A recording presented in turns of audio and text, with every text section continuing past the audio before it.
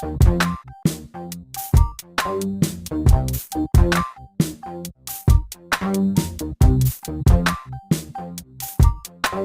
मेरी रेसिपी पसंद आई है तो मेरे चैनल को सब्सक्राइब कीजिए और बेल आइकन दबाना मत भूलिए।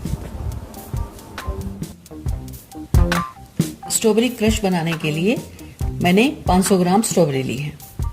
इसको मैंने 10-15 मिनट पानी में भिगोकर साफ कर लिया है और अब सभी स्ट्रॉबेरी के पीसेस करने हैं। ये एक स्ट्रॉबेरी के करीब 3-4 पीस किए हैं।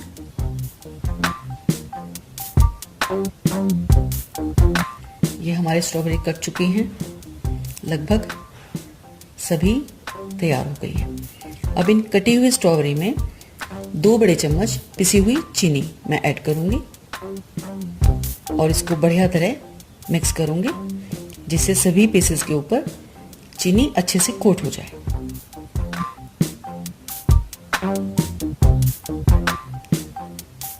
अब इसको लिड लगा देंगे और करीब 4-5 घंटे के लिए हमें फ्रिज में रखना है। करीब 5 घंटे बाद ये हमारे स्ट्रॉबेरी अच्छे से तैयार हो चुकी हैं। इन्होंने जूस छोड़ दिया है। अब हमें इन पीसेस और इस जूस सभी को एक साथ मिक्सी में डालकर मिक्स करना है। इसको हम मिक्सी में डाल देंगे और इसको अच्छे से चर्न करेंगे। स्ट्रॉबेरी क्रश को अब हम एक कांच के जार में करके फ्रिज में रख लेंगे।